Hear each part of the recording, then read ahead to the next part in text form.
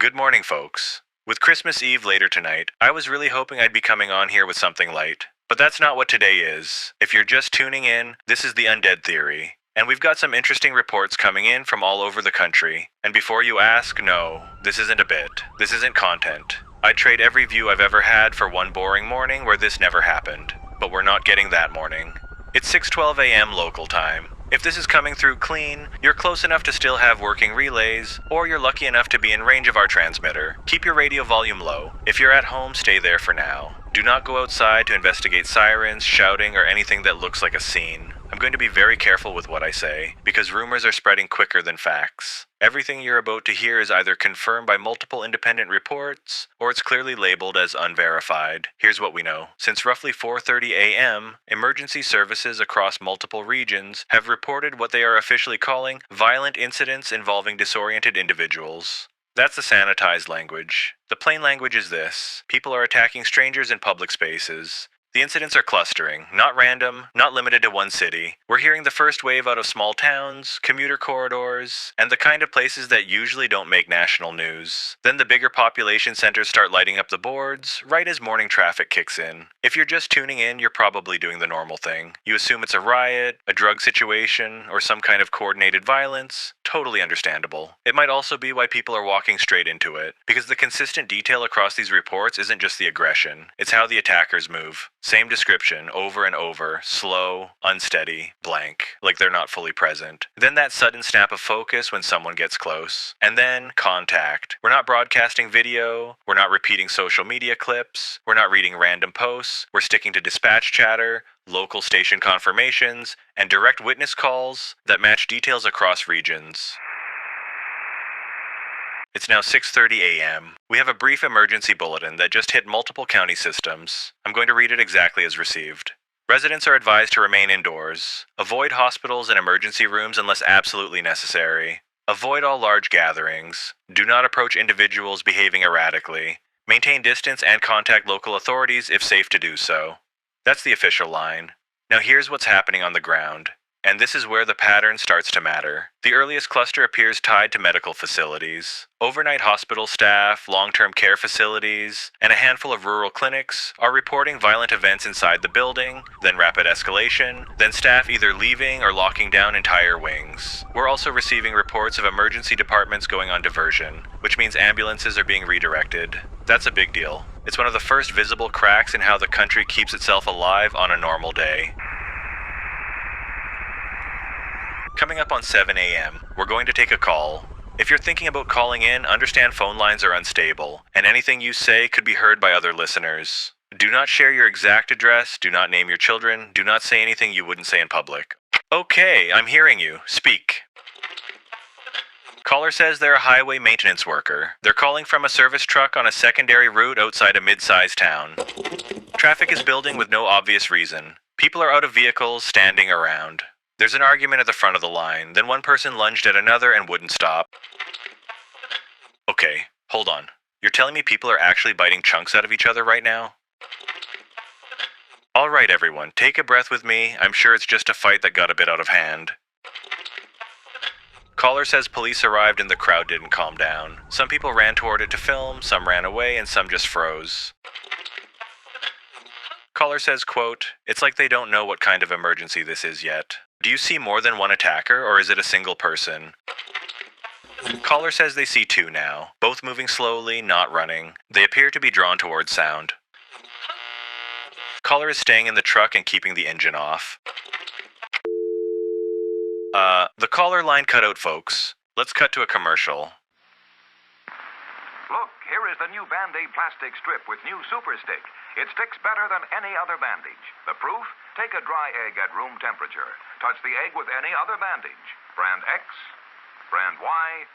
Okay, it's just after 8 a.m. now, folks. Here's another detail that's popping up, and I need you to really hear it. Multiple responders are describing individuals continuing to move after injuries that should stop a person. That's the phrasing I'm using. I'm not going into specifics. This is a broadcast, not a horror story. But this detail is exactly why departments are getting overwhelmed, because the usual tools of public order assume the human body behaves like a human body. And right now, reports suggest it isn't. We still don't know what this is. We don't know if it's a new drug or some kind of new virus or disease causing people to lash out. What we do have are repeated reports of aggressive contact, often involving bites, and then later additional attackers appearing in the same area. That doesn't prove anything, but it's a pattern worth respecting, which leads to the only advice I'm going to repeat all morning. Distance. Don't touch strangers. Don't let strangers touch you. And don't rush to help someone who's acting erratically, even if your instincts are screaming at you to be a hero. We still don't know how this thing is spreading, so right now isn't the time to be a hero. It's now 9 a.m. For anyone just tuning in, we're getting shortwave bleed. I'm going to read a few fragments without naming sources. These are partial, but they're consistent. Security doors breached, staff evacuated, patients not responding to commands, repeating vocalizations, avoid the waiting room, avoid the lobby, do not bring family. There's one more fragment that keeps showing up, and it's the one that makes people go quiet. Reanimation. I'm going to say that again. Reanimation. Just make of that what you will for now. It's 10 a.m. now, folks. Some people are starting to panic and try to leave town. We're already seeing reports of gridlock on interstates. And if you're thinking, I should get out before it gets worse, understand the trade-off. Staying home has risks. Leaving has different risks, and one of them is simple. You can't control the crowd around you. When people panic, they can become unpredictable. And if our reports are correct, this threat is drawn to commotion, and a jammed highway is nothing but commotion. Now let's try to relax, because this is where systems might become unstable. Emergency services are built on a simple idea. Most days the chaos is spread out. Today it isn't. Calls are stacking on top of each other all at once. Hospitals are built the same way. They can handle waves. But today that wave doesn't seem to be stopping. And supply chains are built on the assumption that tomorrow looks like yesterday. Trucks run, deliveries land, shelves refill, repeat. But based on today, I don't think anyone knows what tomorrow might look like. So here's what you're likely to notice next. And I probably shouldn't be saying this because I don't want to scare anyone, but you need to be ready. So expect the following. Cell networks get jammed first. Too many calls, too many texts, too many people refreshing the same news page. Then it goes spotty. Then you start seeing localized outages. Not because the towers are magically falling over or something, but because the staff that keeps the system stable will probably stop showing up or can't get there. You'll likely see gas stations run dry in pockets because delivery's slow, and everybody tops off every tank they have. You'll see stores stripped as everyone panics or heads towards hotspots for supplies. You're going to want to avoid these places. Anyway, let's cut to another break here. Alright, it's now 11 a.m. The language just got sharper. We have a new advisory coming across multiple regional emergency channels. Stronger language than before, more direct if you will. It reads, shelter in place until further notice. Avoid contact with bodily fluids. Avoid assisting unknown individuals. Law enforcement is prioritizing critical infrastructure. Critical infrastructure means power stations, water treatment, major bridges, and fuel depots. That tells you what officials are afraid of. Not just the violence, they're afraid the machine is going to stop. Because if power fails and water pressure drops, everything gets worse immediately. Now before we get to the thing you're already thinking, I want to give you a clear description of what witnesses are reporting, because the details are lining up. These attackers, whatever they are not sprinting. They appear to be slow, they shuffle, they drift. They turn towards sound. They don't seem to coordinate with each other, but they do cluster when there's noise, movement, or a crowd. This matters because it changes how chaos spreads. A fast attacker is terrifying, harder to deal with. On the other hand, a slower attacker is worse in crowded or tight spaces. But the issue is they're drawn to sound, and scared people run, they scream, and they honk. Suddenly that slow thing doesn't need to be fast. It just needs you to be loud and trap yourself in choke points. Which unfortunately just so happens to be what a lot of people are doing right now.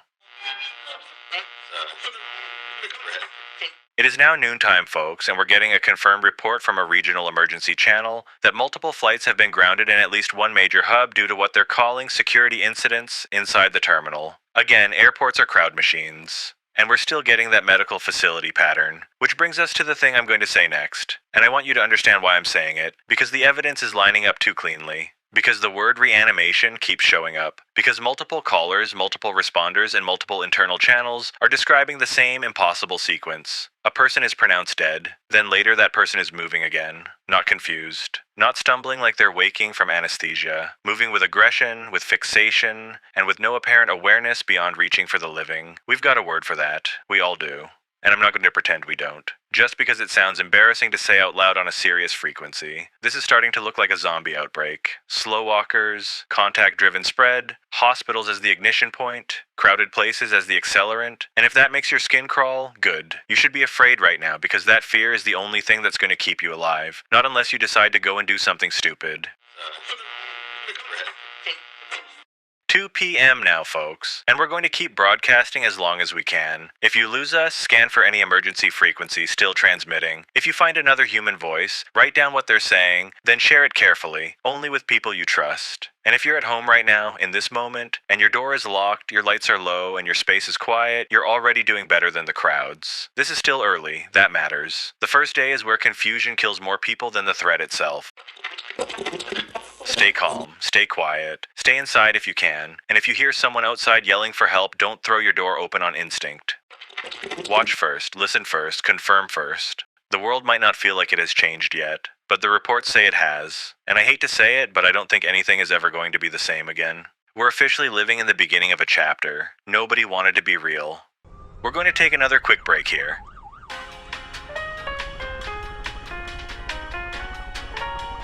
It's now 3 p.m. I hope you guys are still with me out there because we have another caller. Apparently they're a nurse, calling from a break room. Caller, you're live. They're saying they're in a mid-sized hospital, they won't name it, and they've got 2 in a hallway that security can't keep down because nobody wants to get close. They said the words, pain compliance doesn't work. That's a weird phrase to hear in a medical setting, and it tells me everyone's improvising. They also said something that matters, and I need you to listen without spiraling. They said they watched someone get bitten, and within minutes, that person stopped responding normally. Not falling asleep, not fainting, more like their lights went out, and then something else turned on. Again, folks, you know exactly what that sounds like. Alright, caller, I think I'm gonna cut you off here. Not because I don't believe you, but because I don't want you making any noise where you're hiding. You did the right thing by getting to a room you can lock. If you can stay put, and try to keep the noise down. And to everybody listening, that's the first time I've heard a time window described that clearly. Minutes. That means we don't have the luxury of wait and see. If this spreads that quickly through contact. Now some of you are going to say, this has to be fake. I get it, I want it to be fake too. But all roads lead to a zombie outbreak. There's no denying it at this point.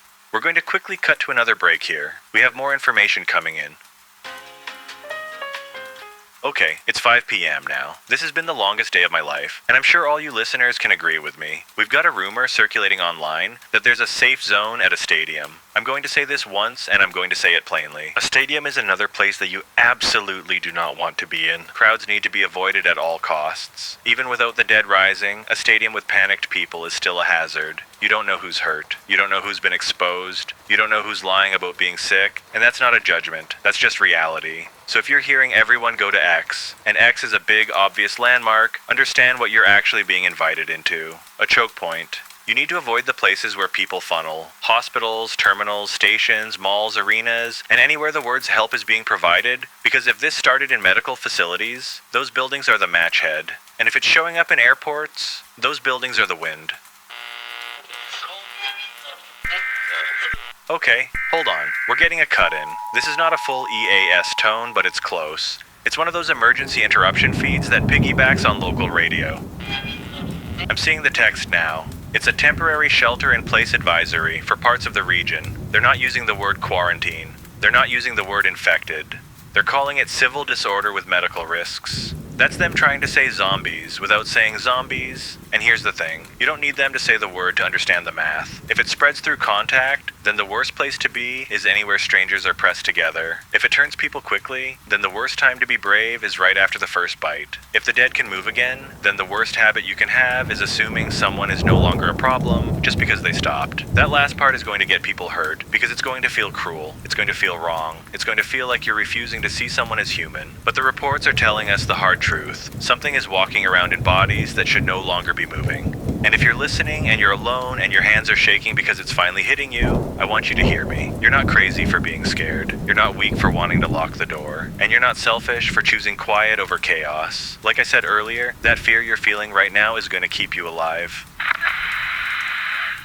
Alright listeners, it's now 6 p.m. We have officially reached the 12-hour point of reporting on this. I don't know if I'll get the chance, so I'll do it now. Merry Christmas to everyone still out there. We're still on air and we're still getting scattered reports, but the pattern hasn't changed. Hospitals, terminals, then the neighborhoods around them. If you're hearing this, continue to stay small, stay quiet, and don't let curiosity drag you toward noise. We're running on backup power now in the studio. If this frequency goes dark, stay safe. Hold on. I've got movement outside the glass. That's not normal foot traffic. That's... If you're listening and you're near a broadcast building, do not go outside. I repeat, do not go outside. We're locking the inner door. If we drop, you know why. Keep your door shut. Keep your head clear. And whatever you do, don't open up for anything.